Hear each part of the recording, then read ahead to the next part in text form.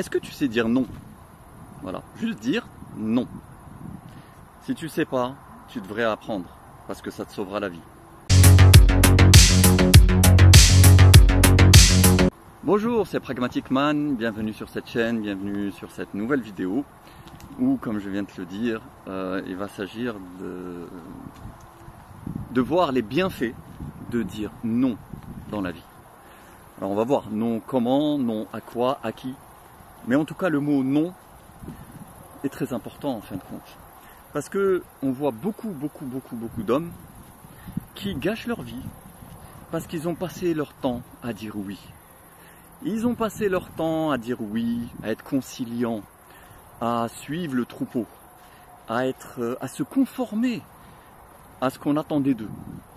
Et finalement, non seulement ils n'ont pas été récompensés pour ça, parce qu'à la fin on te crache dessus quand même, et on t'écrase et on te jette, même si tu as passé ton temps à essayer de plaire, à la fin tu vois que ça marche pas, ça paye pas, c'est pas rentable. Et en plus, ben, tu t'es perdu, tu t'es oublié, tu t'es trahi, et tu as suivi un chemin qui ne te ressemblait pas. Donc apprends à dire non. Il y a une expérience sociale très intéressante, je ne sais pas si tu la connais, elle est connue, hein. Solomon Asch, d'accord, Solomon Asch, A-S-C-H, qui a été faite donc aux États-Unis dans les années 50, et une expérience de psychologie sociale. Et donc ce Solomon Asch, qu'est-ce qu'il a fait? Il a réuni un groupe d'étudiants de 17 à 25 ans, d'accord, donc des jeunes hommes, et il leur montrait. Alors, je t'explique un peu le truc. Dans ce groupe-là, il y a un participant qui est le vrai cas étudié. C'est-à-dire, c'est lui le cobaye. C'est lui qu'on va étudier. Et tous les autres gars du groupe, ils font semblant d'être comme lui, alors qu'eux, en fait, sont complices de l'étude. C'est-à-dire qu'eux, ils savent très bien ce qu'il faut faire. Ils ont été briefés, on leur a expliqué, voilà, vous devrez répondre comme ci, faire comme ça, etc. D'accord? Mais le participant, le vrai participant de l'étude, enfin le vrai cobaye de l'étude, entre guillemets, lui, il ne le sait pas. Il croit qu'ils sont tous pareils. D'accord? Donc, ils se retrouvent dans un groupe. Ils font comme si, voilà, ils font connaissance. Ouais, ça va. Ok, genre, ils sont tous pareils. Alors que tous les autres sont complices. Hein. Ok. Donc, ils s'installent. Et Solomon Asch, qu'est-ce qu'il fait? Il leur dit, voilà, je vais vous montrer une ligne. D'accord? Sur un tableau. Il y a un tableau. Imagine-toi un tableau et on te trace une ligne. D'accord? Donc cette ligne, elle a une longueur, une certaine longueur, je sais pas moi, admettons une ligne qui fait 1 mètre. Voilà, une ligne de 1 mètre. Et après, il leur dit, voilà, je vais vous montrer maintenant, donc ça c'est la ligne de référence. C'est cette ligne-là, c'est la ligne de référence. Maintenant, je vais vous montrer 3 autres lignes différentes, et vous devez me dire laquelle des 3 a la même longueur que la ligne de référence. Donc si la ligne de référence, elle fait 1 mètre, ben, il faudra désigner la ligne qui fait 1 mètre aussi, parce que c'est celle-là qui aura la même longueur. C'est simple. Il y a des lignes qui sont plus grandes, genre elle fait, je sais pas, 1,50 m, et des lignes plus petites, qui feront genre 50 cm. Mais attention, ces différences de longueur, elles sont visibles. Hein. C'est pas genre 1,01 m et 99 cm, où à l'œil nu, tu peux pas vraiment savoir. Non, non, c'est des trucs très visibles, très visibles. Donc tu as la ligne de référence, elle est là, on te montre 3 autres lignes, et il y en a une des 3 qui a la même longueur. Les autres, elles n'ont pas la même longueur. Et ça se voit à l'œil nu. Il n'y a pas d'ambiguïté. Bien. Sauf que qu'est-ce qui se passe? Bon, alors au début, ok. Et le gars, il sait très bien quelle ligne. Voilà. Mais qu'est-ce qui se passe? C'est que les autres gars du groupe, les autres gens du groupe, ont pour consigne de exprès, délibérément, donner une fausse réponse. Une mauvaise réponse. C'est-à-dire qu'ils vont dire, oui, la ligne qui a la même longueur, c'est la ligne B, par exemple. Alors que la ligne B, elle est visiblement plus grande. Elle n'a pas la même longueur. Et je veux dire, c'est évident. À l'œil nu, tu vois qu'elle n'a pas la même longueur. Mais tous les gens du groupe, tous ils disent, c'est la ligne B qui a la même longueur. Et le mec, il est là, et là, il se retrouve dans un dilemme. Est-ce que je dis que c'est faux? Mais c'est bizarre, ils ont tous dit que oui. Ils ont tous dit qu'elle avait la même longueur. Moi, je vois qu'elle n'a pas la même longueur. Mais tous les autres, pourquoi ils ne l'ont pas vue? Enfin, il y a un truc bizarre. C'est moi qui suis bizarre, alors. Il y a un souci, il y a un truc bizarre. Tous, ils disent que c'est la ligne B. Alors que moi, je vois que c'est pas la ligne B. Donc, qu'est-ce que je fais? Est-ce que je vais à l'encontre de ce que tous les autres disent, ou est-ce que je ferme ma bouche et je dis comme tous les autres que c'est la ligne B? Parce que je me dis, il y a plus de... Même si c'est absurde parce que tu le vois, mais je me dis, s'ils disent tous ça, c'est qu'ils doivent tous avoir raison. Voilà, c'est que la majorité, elle a raison. Donc je vais suivre la majorité.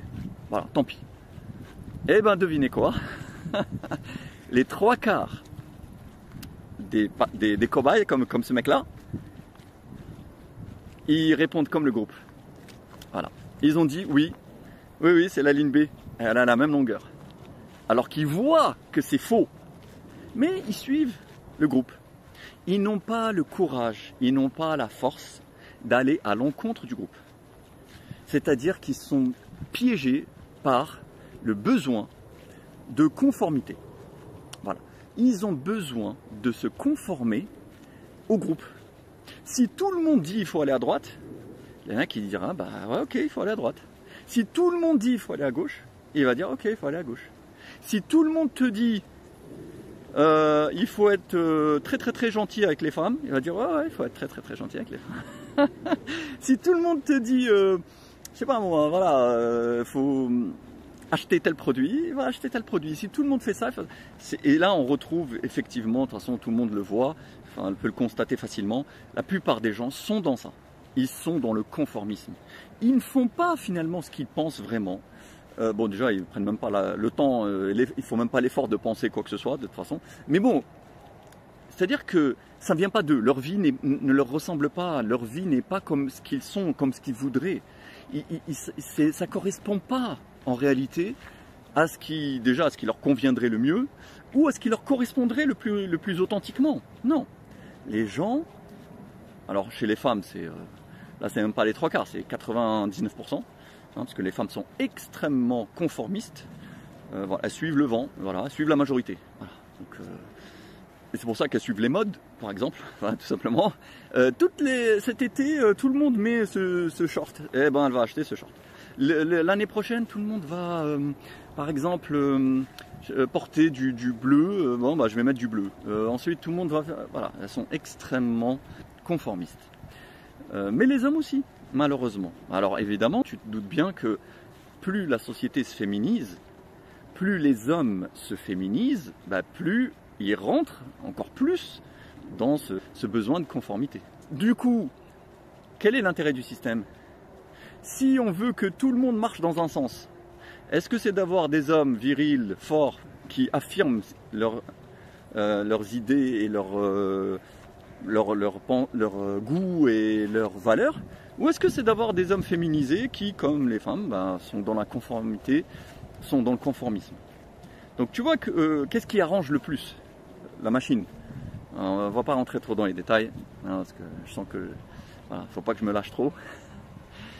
Bref, mais donc voilà, ce besoin de tout le temps dire oui autour de toi, à ce qu'on te demande, tu vois. Et ça commence dès petit, dès l'enfance, ça commence, tu vois. En classe aussi, tu vois, à l'école, etc. Et malheureusement, ça peut te perdre. Parce qu'à la limite, bon, si tu es dans une société vraiment saine et propre et bien construite, bon, à la limite, ça va. Tu vas suivre un moule qui est bien. Donc, au pire, ça va. C'est pas, tu vois, tout va bien. Mais quand tu es dans une société détraquée, malade, tordue, avec des idées bizarres, pour pas dire plus, bah là, ça devient très très grave, très dangereux pour toi-même, tu vois, pour ta vie. Et donc voilà, là où je voulais en venir, c'est ça. C'est apprends à dire non. Non, c'est pas cette ligne qui a la même longueur. C'est faux. Et même si vous êtes 1000 à dire que oui, moi, je dis non. Parce que je vois que c'est pas le cas. Je vois que c'est pas le cas. Et même d'ailleurs si j'ai tort, même si je me trompe, je m'en fous. Je préfère me tromper en étant moi-même que avoir raison par soumission aux autres. Sois toi-même. Voilà. Donc, beaucoup d'hommes passent leur vie à dire oui. Oui à leur patron, oui à leurs collègues, oui à leur bonne femme, Oui, même à leurs enfants, par exemple. Oui, oui, oui, oui, tu veux que je t'achète ça? D'accord. Tu veux faire ça? D'accord. Tu n'as pas envie de ça? D'accord. Tu veux pas finir ton assiette? Ok. T'as envie qu'on aille ce week-end de truc? D'accord. Tu voudrais que je t'accompagne là? Ok. Oui, oui, oui, oui, oui, oui, oui, oui, oui, oui, oui. Toute leur vie. Pourquoi? D'ailleurs, la plupart du temps, c'est pas parce qu'ils veulent faire plaisir. C'est pas parce que vraiment ils sont d'une grande générosité et que d'un grand dévouement comme ça, ils se sacrifient pour l'autre. Non, c'est juste parce que par faiblesse et par paresse. Voilà. C'est juste parce qu'ils veulent pas le conflit. C'est ça. Ce qui leur fait peur, c'est le conflit, la dispute, et puis ils ont peur d'être rejetés. En fait, c'est ça. Tu dis oui parce que tu as peur qu'on t'aime plus. Tu as peur qu'on t'aime plus. Tu as peur qu'on te boude et que tu te retrouves tout seul dans ton coin. Et donc, tu dis oui, en espérant qu'en disant oui, eh ben l'autre il sera content. L'autre, elle sera contente, en l'occurrence plutôt. Donc, le problème il est où? C'est que cette attitude-là, comme je t'ai dit au début, elle n'est pas récompensée. C'est-à-dire que tu fais tout ça pour rien. Tu ne fais que finalement te brader, tu ne fais que gâcher ta vie, tu ne fais que devenir l'ombre de toi-même, devenir un fantôme dans ton existence, parce que tu es finalement uniquement le reflet de ce qu'on t'a demandé d'être, au lieu d'être vraiment toi-même, de te découvrir, de t'affirmer. Alors que celui qui dit non, certes, il aura plus de conflits, peut-être même qu'on va le rejeter, mais il aura la joie et la fierté de se sentir pleinement vivant, de se sentir exister par lui-même, de se sentir un individu sur cette terre qui prend sa place. Voilà, qui prend sa place. Et en plus, tu verras que très souvent, contrairement à ce qu'on pourrait craindre, en général, ça va attirer au contraire les gens vers toi. Au contraire, elle va t'aimer encore plus. Elle va te désirer encore plus. Tu vois, quand tu lui dis non, et pas qu'elle, hein, même ton patron, n'importe qui, le non fait qu'on te respecte. Quelqu'un qui a le courage de dire non, on va le respecter, de gré ou de force. On va l'admirer, même secrètement, tu vois. Même si ils ne vont pas te le dire, et surtout qu'ils auront peur que ça contamine les autres. Donc ils vont plutôt te tomber dessus. Mais au fond, ils diront quand même, il a ce courage que eux-mêmes n'ont pas. Tu vois, donc ils seront à la fois, ils ont cette haine contre toi parce que tu vas à l'encontre de leurs intérêts et parce que tu leur renvoies une image de leur propre soumission, de leur propre lâcheté, de leur propre incapacité à dire non et à s'affirmer.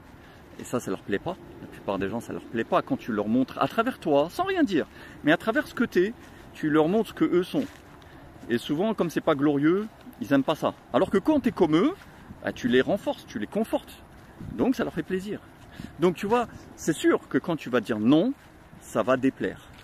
Mais quand tu montres que tu t'en fous, je sais que je vais déplaire. Je sais qu'on va pas m'apprécier. Je sais qu'on va me rejeter, se moquer de moi, me combattre peut-être même. Mais c'est pas grave.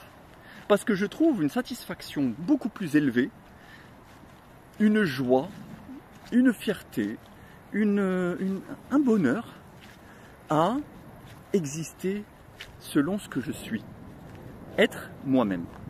Donc si quelque chose ne me convient pas, vraiment, quelque chose heurte ce que je suis, va à l'encontre de mes aspirations les plus profondes, va à l'encontre de ce que j'ai envie réellement au fond de moi, je dis non. Voilà, je dis non. Et je m'en fous des conséquences. Voilà. Pense ce que tu veux, fais ce que tu veux, dis ce que tu veux, va où tu veux, je dis non. Il faut apprendre à faire ça, mon ami. Il faut apprendre à faire ça. Je sais que ça demande un peu de courage, je sais qu'il y a un prix à payer, mais ça en vaut le prix. Comme on dit, le jeu en vaut la chandelle, vraiment, ça en vaut la chandelle. C'est-à-dire qu'après, avec le temps, tu fais tes propres choix, selon ce que tu es, et en plus, tu regretteras même pas. Tu vois ce que je veux dire? Tu n'auras pas après ces remords d'être passé à côté de choses que tu aurais voulu, ou ce remords d'avoir accepté des choses que tu ne voulais pas.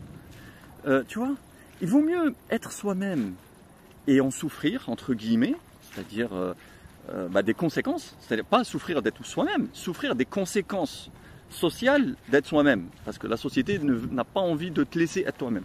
Donc tu seras dans un bain d'hostilité un petit peu, tu auras des bâtons dans les roues, tu auras des difficultés, mais donc il vaut mieux supporter ça et se dire, ouais, mais c'était formidable, c'était magnifique en vérité, cette vie. Cette vie était bien, parce que j'ai lutté pour exister, j'ai lutté pour être moi-même, tu vois. Et ça, c'est beau. C'est beau, un homme qui lutte pour vivre dans ce monde, pour prendre sa place, pour exister selon ce qu'il est, pour mener son chemin qu'il trace lui-même. Ça, c'est magnifique. Ça, c'est magnifique. Ça, c'est une vie qui vaut d'être vécue. Tu vois, même si tu te trompes, même si tu fais des erreurs, même si tu as des goûts pourris ou des idées mauvaises. Bon, des idées mauvaises, ça se discute. Et encore, oui, même si tu as des idées mauvaises.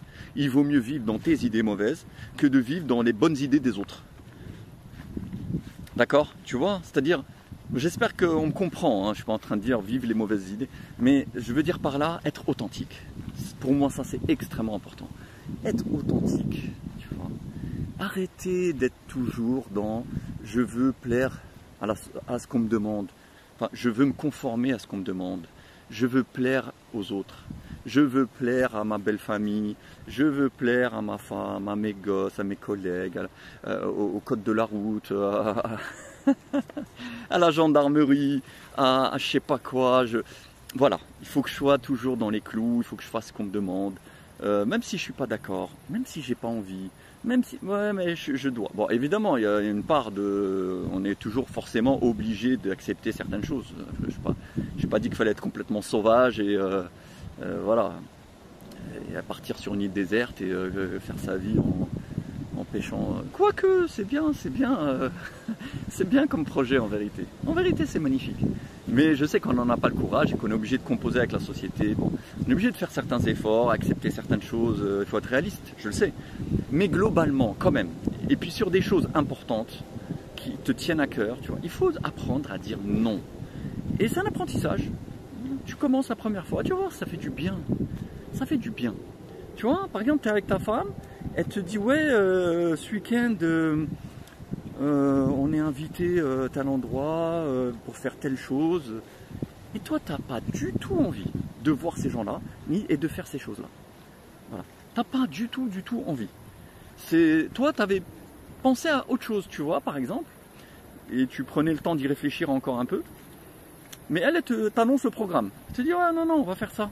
C'est bien. Et ben, tu la regardes et tu dis, non. Ce week-end, on va pas faire ça. On va pas aller chez ces gens-là. Et on fera pas ce truc-là. Et je m'en fous de tout. Je m'en fous de ce que tu penses. Je m'en fous de ce que eux pensent. Je m'en fous que oui, mais parce que en fait, je m'en fous tout.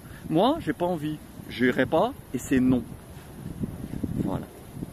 Quand j'aurai envie, je dirai oui. Mais je dis non. Là, j'ai pas envie, je dis non. Qu'est-ce qu'il y a? T'as pas le droit? T'as pas le droit d'exister. T'as pas le droit d'avoir ta propre volonté. Une fois un peu dans ta vie, tu peux pas essayer de faire ça. J'ai pas envie. Voilà, j'ai pas envie. Est-ce que tu as le droit? Est-ce qu'on a le droit encore? Voilà, je sais pas, je voudrais comprendre. Est-ce qu'un homme a le droit, un petit peu, de décider quelque chose dans sa vie? On a le droit ou on n'a pas le droit? C'est-à-dire, tu dis non. Non, j'ai pas envie, je vais pas faire ça. J'ai pas envie de voir ce film. Oh, non. J'ai pas envie d'aller au resto. Non. J'ai pas envie de ça, j'ai pas envie de ci. Moi, je veux plutôt ça et plutôt ci. On peut ou pas? Est-ce que j'ai le droit? Est-ce que j'ai le droit en tant qu'homme de décider? Est-ce que j'ai le droit de décider des choses dans ma vie? C'est permis ou pas? Faut qu'on me dise. Est-ce que c'est un crime? Est-ce que c'est un crime que je ne me plie pas au désir de l'autre? Est-ce que j'ai le droit? Voilà, dans ce cadre bon, je sais pas comment le dire, bon, on va être soft, dans ce merveilleux cadre républicain, voilà, etc. Est-ce que un homme a encore le droit de décider quelque chose dans sa vie? Voilà. On a le droit? Ou il faut toujours s'écraser? Je croyais qu'en plus on était dans le consentement. Hein, on parle du consentement. Eh ben je ne consens pas. Voilà, je ne suis pas consentant à aller voir ta mère ce week-end. Voilà, je suis pas consentant à ça. Je ne suis pas consentant à aller au restaurant. J'ai pas envie. On va faire des sandwichs, on va faire un pique-nique, c'est mieux, je préfère. Voilà, je suis pas consentant. Là, tu me demandes des trucs, je suis pas consentant. On a le droit, on peut ne pas être consentant.